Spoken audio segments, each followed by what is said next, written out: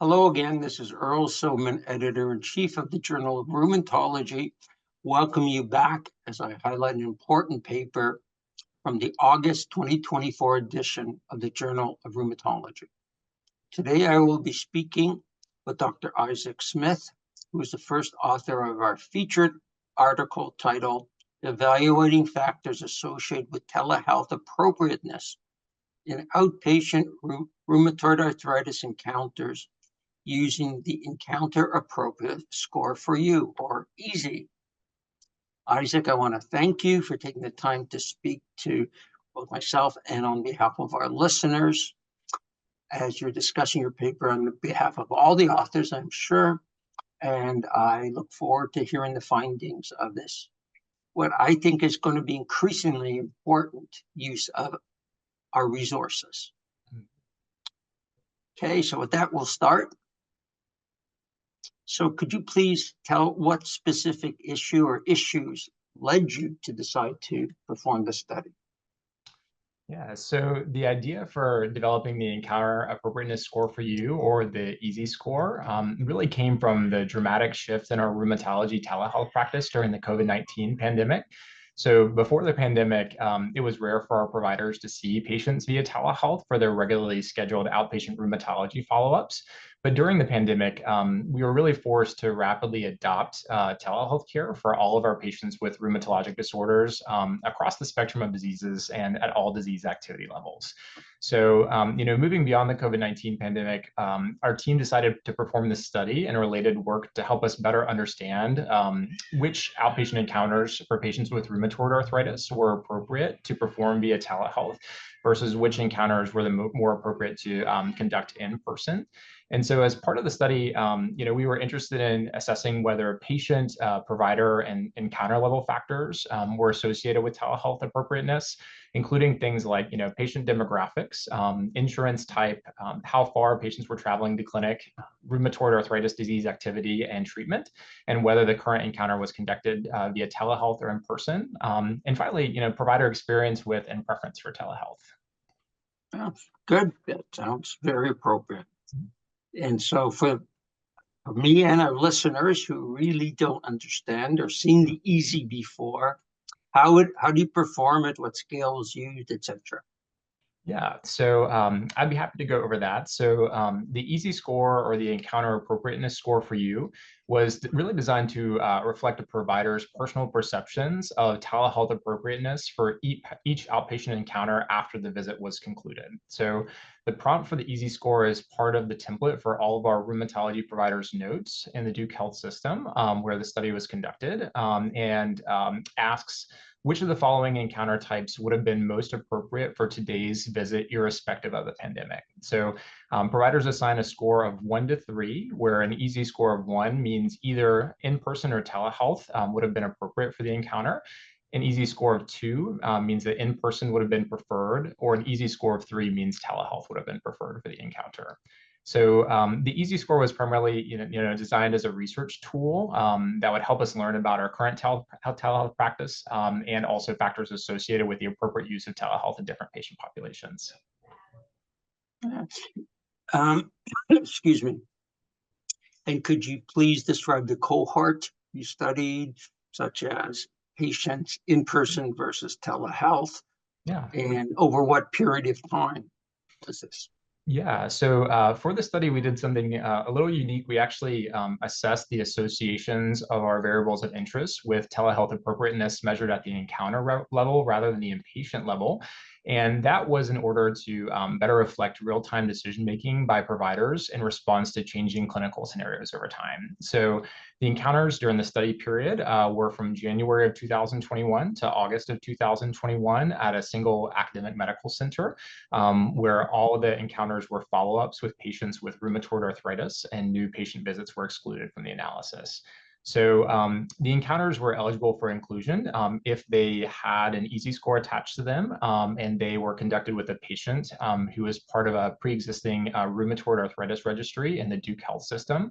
So these patients all had a rheumatoid arthritis diagnosis on at least 2 separate occasions by ICD-10 codes and a prescription for a disease-modifying anti-rheumatic drug.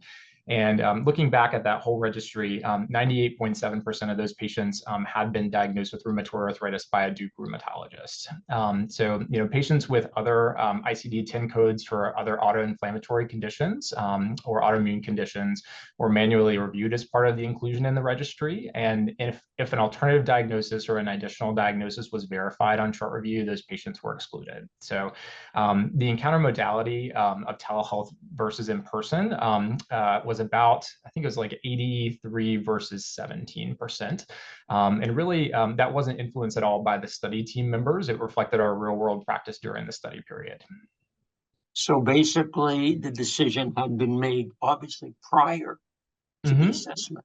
That's right. So, the decision about whether telehealth was appropriate or not was assigned at the end of the encounter, knowing everything that that provider knew coming out of the visit.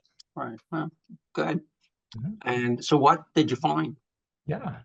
So, the primary findings of our study are that rheumatoid arthritis disease activity and provider preference for telehealth are the two main factors most associated with provider perceptions of telehealth appropriateness and outpatient rheumatoid arthritis encounters. So based on our EASY scores that providers assigned, patients who had achieved remission of rheumatoid arthritis or had low disease activity were likely okay to be seen via telehealth, whereas telehealth may be less appropriate for patients with moderate or high rheumatoid arthritis disease activity. So, provider preference for telehealth was also significantly associated with the telehealth appropriateness scores or EASY scores, meaning that some providers were more likely to assign an EASY score of 1 or 3, or telehealth was appropriate or preferred, and other providers were more likely to assign EASY scores of 2 or in-person preferred. What we've seen in previous studies is that provider experience with telehealth and specific training and use of telehealth modalities may affect a provider's comfort level with assessing patients via telehealth. And in my mind, the association of provider preference with telehealth appropriateness may be a modifiable factor where, we can provide additional training or establish protocols for assessing inflammatory arthritis disease activity that could offer an opportunity to expand access to rheumatology care using telehealth. All right. And just I assume these telehealth, were they all video or were there telephone also? There were telephone visits as part of this.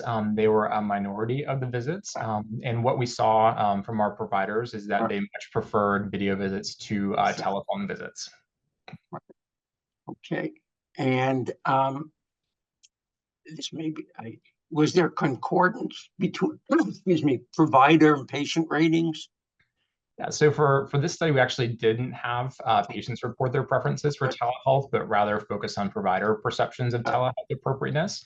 So we did do work as part of a separate study where we explored the question of what factors affected patient perceptions of telehealth, mostly through qualitative interviews.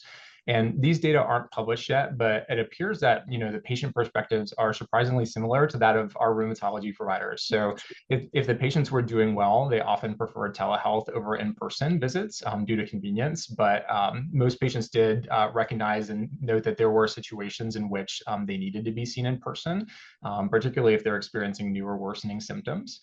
Also, similar to providers, patients do have variable preferences regarding telehealth in general. So some patients really like telehealth, where others generally prefer to be seen in person, regardless of what may be going on with their disease activity. So I think, when we're thinking about patient and provider preferences, at the end of the day, both should be incorporated into the shared decision-making process about whether telehealth is appropriate for a patient's rheumatoid arthritis follow-up visit.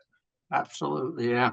I think that's where it's going. So that leads to where we stand today, where we have the choice. I mean, during the pandemic, we had very little choice. We all attempted to avoid, yes, for both our safety and our patient safety, direct contact. So do you think this will now hold when we have options? Yeah. It's sort of speculative. Yeah, it is. It is. But, the pandemic offered a really unique opportunity to study appropriate telehealth use in rheumatoid arthritis when the volume of telehealth visits were in their highest point in history. and also, when reimbursement was equivalent for video and in-person visits in the United States. So my take is that I don't think that provider preference, or so provider perception of what level of rheumatoid arthritis disease activity is appropriate to manage using telehealth is likely to change over time. But I do think, provider preference for telehealth could be influenced by a lot of different factors in the future. So, as an example that I mentioned earlier, improve provider training in and experience with telehealth modalities to really assess rheumatoid arthritis disease activity has the potential to kind of shift that needle in provider preference towards higher levels of provider preference for telehealth. While something that is out of our control, like lower reimbursement for telehealth video visits back to pre-COVID levels, would likely lead providers to prefer in-person visits. Of course. It's interesting as an aside. Mm-hmm. Today, where I practice in Ontario, the reimbursement's identical. Mm-hmm. Yeah, it's still the same for us as well. Mm-hmm. Which is great. I mean, it gives the patients a choice. Yeah. And that's it. So do you think there's anything we missed that you would like to add? Yeah, I think, based on our discussion, even after the COVID pandemic, I think telehealth is here to stay. So patients now know that telehealth is an option. And we live in a digital age where there's a projected growing shortage of rheumatology providers, at least in the US. I think telehealth does offer potential opportunity to address, poor access to rheumatology care outside of major population centers in the US. So I think we're going to be learning more about it over time and hopefully continuing to use it as well. Yeah, I agree. Anyway, thanks. That was very interesting and really good work. I mean, I think we need things like this as we move forward because, as you said, it is here to stay because I think physicians generally are getting used to it and beginning to feel comfortable. How's that for a way to put it? That's and right.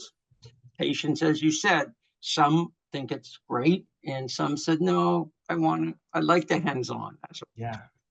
Well, And thank you we'll so much for adapt. inviting me. Yeah.